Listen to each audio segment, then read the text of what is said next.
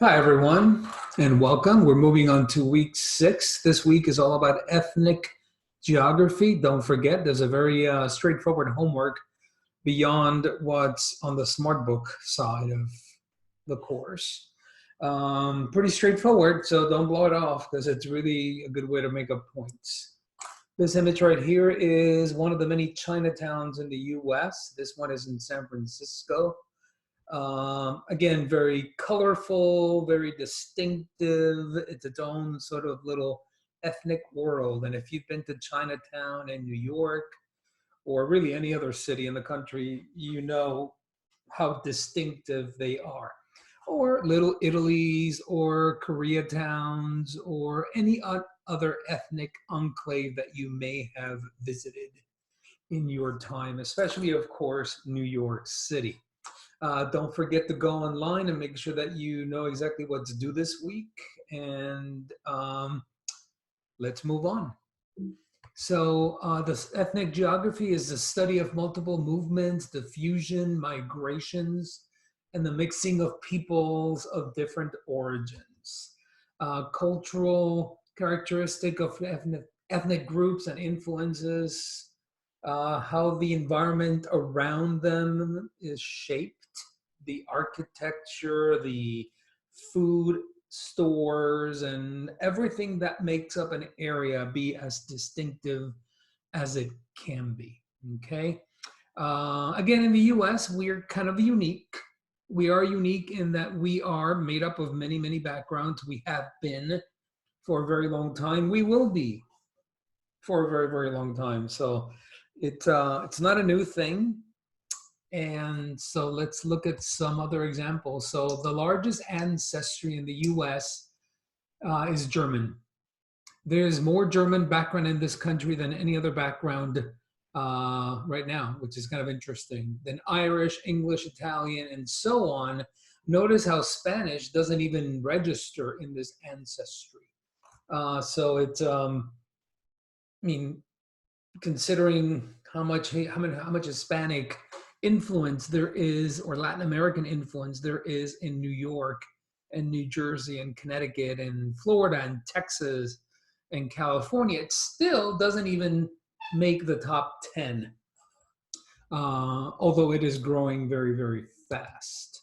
This is the population of Hispanics, white, non-Hispanic, Hispanic or Latino, Black or African American, Asian, and so on. And so this is as of 2016. Obviously, this changes daily, but this is sort of a snapshot in time to give you a sense of how it breaks down into the white non-Hispanic versus Hispanic, Latino, Black, and so on percentage of the US population.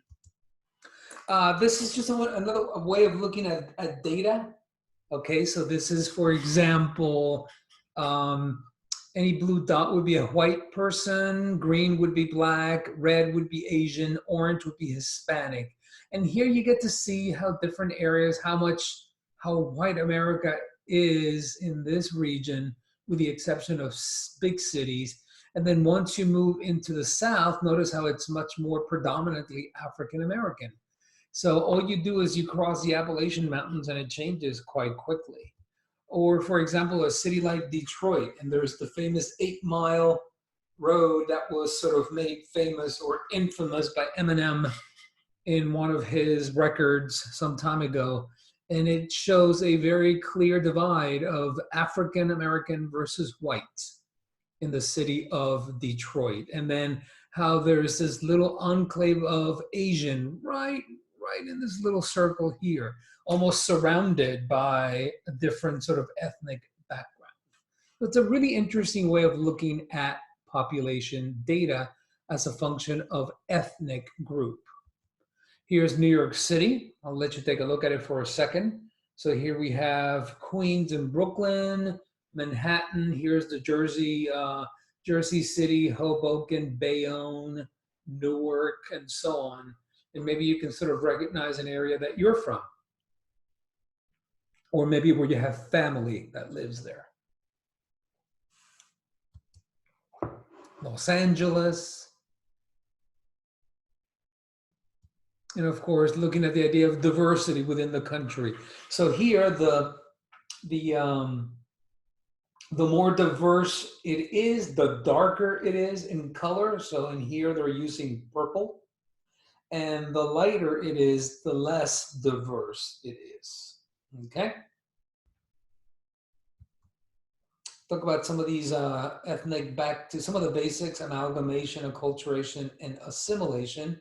Remember that amalgamation is the idea of the melting pot, the concept of merging many immigrant ethnic heritages into a sort of big view of America. Or acculturation, which is the adaptation of by immigrants of the values, attitudes, and ways of behavior and speech of a receiving society. So, for example, you can think of it, if you've ever been in the military or know somebody in the military, people in the military tend to acculturate. You're basically moving into a whole different culture when you go in the military, right? Different lingo, clothing, and you're interacting with a lot of people, and you all kind of adapt the same similar way of behaving. In this case, the military way of behaving. That's really the case, really, in any outfit you join, whether it be the military, whether it be college, whether it be a new job, a big corporation. If you go to work for Google or Amazon, there's a culture in there with its own lingo and behavior. But generally speaking, if you are, let's say, Hispanic, born in Puerto Rico or Dominican Republic, and you move to the US, and maybe your parents are not born in the US, but you are, you kind of live in two worlds, and they're trying harder to adapt to America while you, having been born here, find it easy. And they're not finding it as simple because they're having to sort of adapt and adopt a lot of the values and attitudes and ways of behaving in our country. Get it? And many of you, I'm guessing, probably fit this category. I know I do. I'm from the US, but my parents were born in Puerto Rico, and they lived there for a very, very long time. So there's this sort of weird amalgam. Even though Puerto Rico is a territory of the US, it's still very distinctive in its culture compared to the 50 US states. And then assimilation, which is on average less common. All right, so let's look at ethnicity, derived from the Greek word ethnos, meaning a people or a nation, okay? And basically the summary term of identification assigned to a group, large or small, recognized as sharing a set of traits that are very distinctive in their culture. So in New York, in Orange County, for example, you can think of the Hasidics. Hasidics in Orange County, in Rockland County, and in Sullivan County are a very distinctive group, and they would never be mistaken for Hispanic or African American or Italian or whatever the case might be, right? They're very distinctive in their grouping, in what they practice and how they behave. Therefore, you can think of it as an ethnic set of traits. Race, here's a difference. And then racism.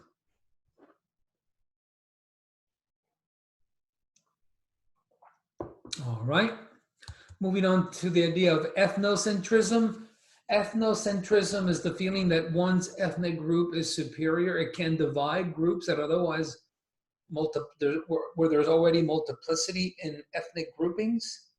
And it can lead to things such as ethnic cleansing.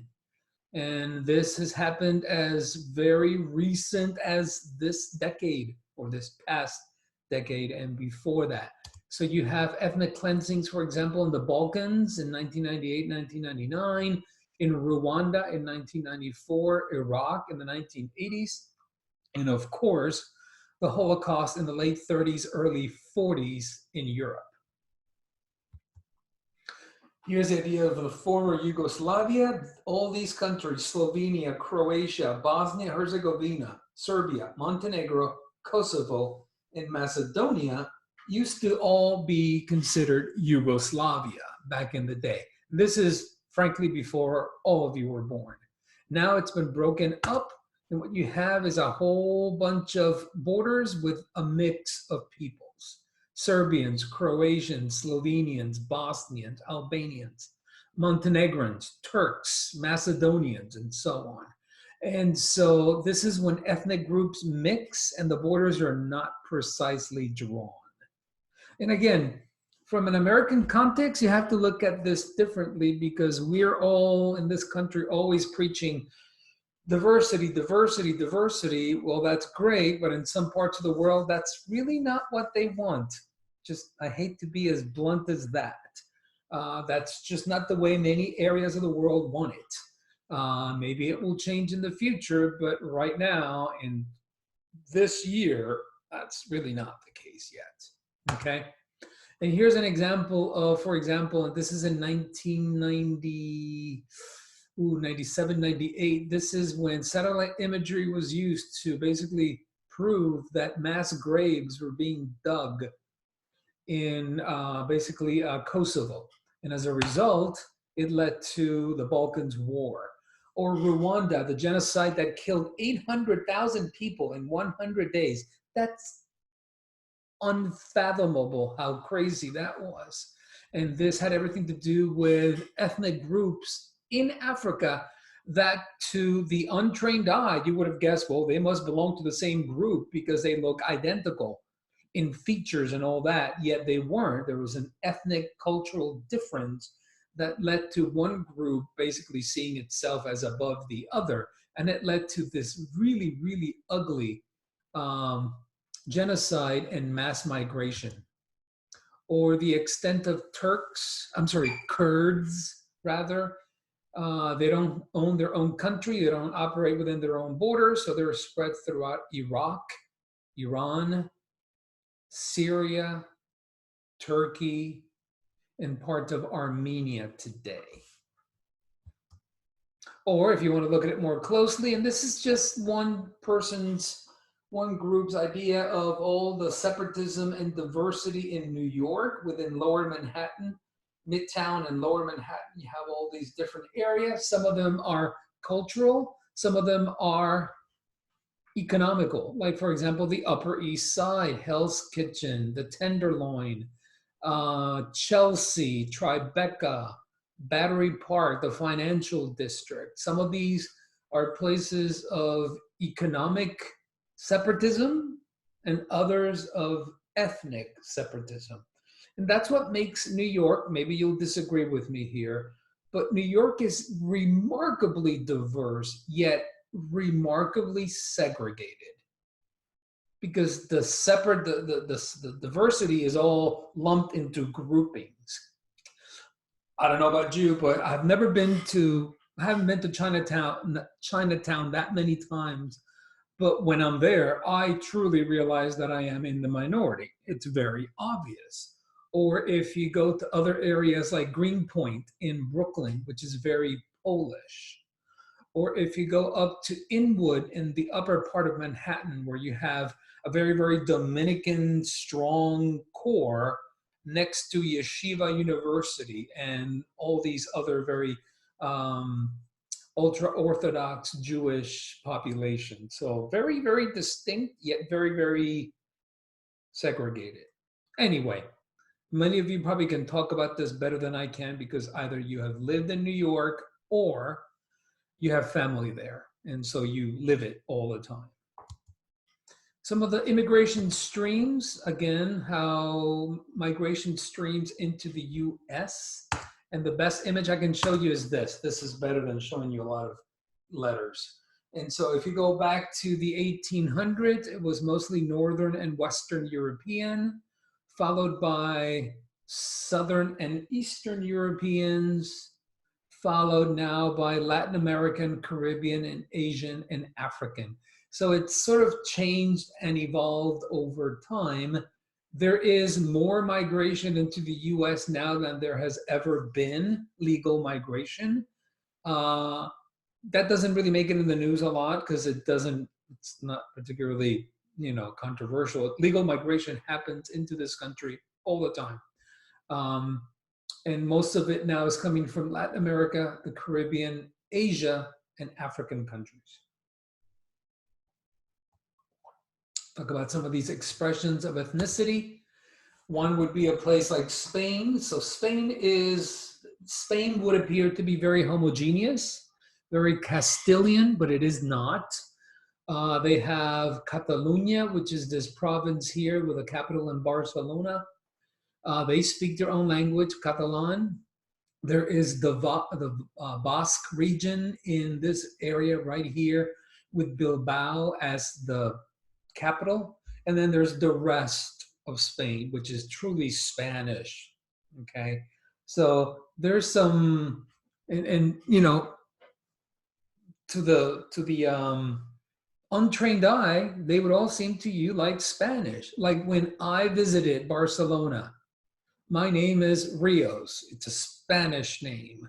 My parents come from this area in Spain, Galicia, long time ago. But every time they would see me, because I sort of look like them, they would immediately start speaking Catalan to me, which I don't understand. I understand Spanish, not Catalan. Or if they would look at my name, and then they would see me pulling out an American passport, it would confuse them because to them, I don't look prototypically American. I'm not blonde, I'm not blue-eyed, and they were a bit confused. I found it hilarious. They found it confusing. So again, it's one of those things that makes the US kind of unique. Of course, to our north, we have Canada and Quebec specifically.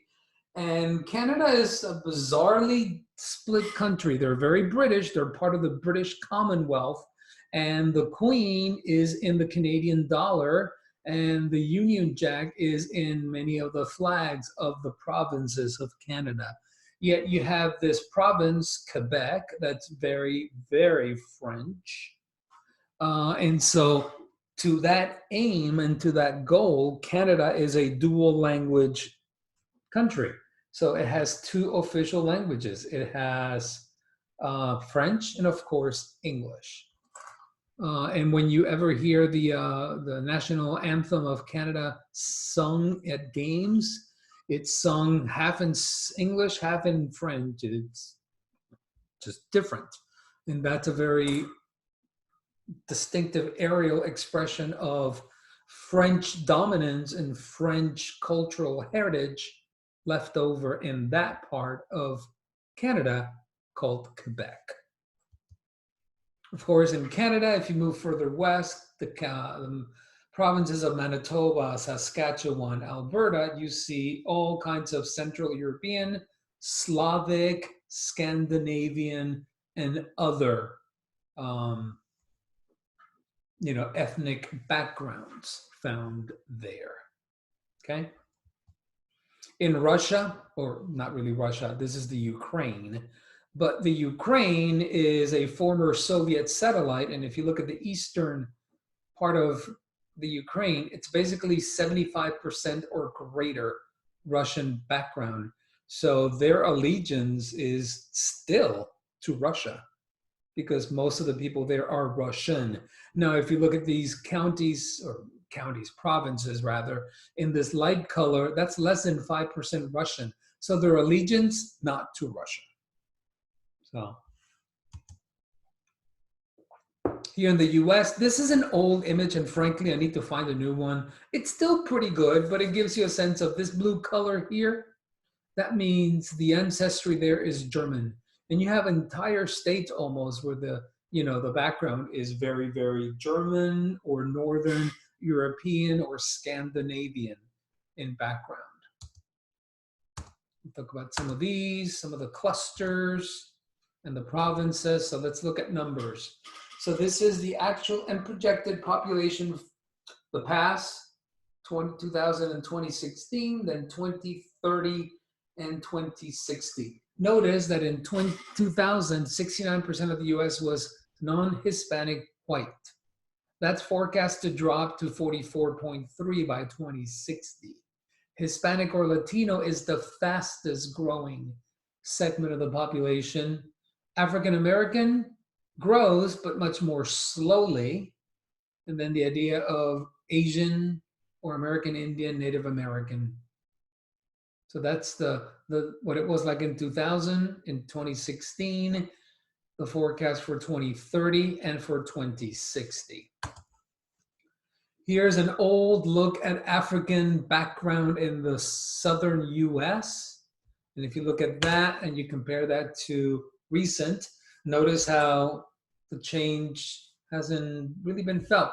You still have the majority of counties in Mississippi, Alabama, Georgia, South Carolina, North Carolina, Virginia, Florida, East Texas, Louisiana, and Arkansas are predominantly African American. And that goes back to the slave trade. That goes back to where Africa, where the slave trade was strongest towards, and that remains to this day. It's just one of those historical echoes. And as you move away, for example, if you go to Wyoming or Montana or North Dakota, and you happen to be an African American, you're in the true minority. Whereas if you're in Mississippi, you're not. You're in the majority there. So it's, if you haven't really left New York and New Jersey and Connecticut, you take trips across these great 50 states of ours, I highly recommend it, because you will see very, very, very different places with very, very different ways of looking at the world, even to this day. Talk about Hispanic concentrations, and here's the idea of Hispanic concentrations. The majority of Hispanics in the US, Mexican background, by far. By far. Now, that may not be the case in New York. That's Puerto Rican and Dominican, but go to Texas, Oklahoma, New Mexico, Arizona, California, Nevada, Arizona, Colorado, Utah. It is almost entirely Mexican in background. Yes, in New York, Puerto Rican is a more dominant grouping. Maybe even Chicago or some of the bigger cities in the East Coast like Boston and Philadelphia and so on, in Miami. Although in Florida, you have definitely Cuban, a significantly larger Cuban influence as a result of proximity to Cuba. Okay, let's look at the idea, some of the ethnic grouping. Here's an example. This is the LA area, the Los Angeles basin, and you can see whether it be white, black, Hispanic, or Asian, whether there is 40 to 60, 60 to 80, or more than 80%, it's sort of shaded into different colors. Notice how the color green dominates, but it doesn't dominate, for example, in the core of the city, where you tend to have, for example, a very Hispanic core down in East Los Angeles. But then if you move away from there, it becomes very Asian. Or if you move on the other side, Watts, Compton, Inglewood, it becomes very African American in background. So just a different way of looking at these little sort of ethnic groups and ethnic islands that do exist. Let's look at some other stuff here. Some of the, way of looking at cities. Some cities that used to have these different churches, these churches have become, for example, synagogues, okay?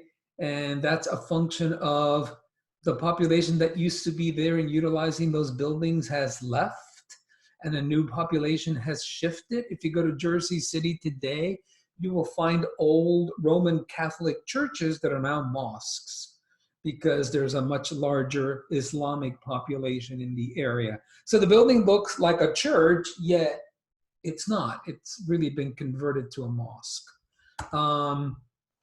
Your book talks about ghetto, what a ghetto is, and what an ethnic enclave is. I want to focus on enclaves. They tend to be voluntary neighborhoods. They tend to be areas that are easy to land.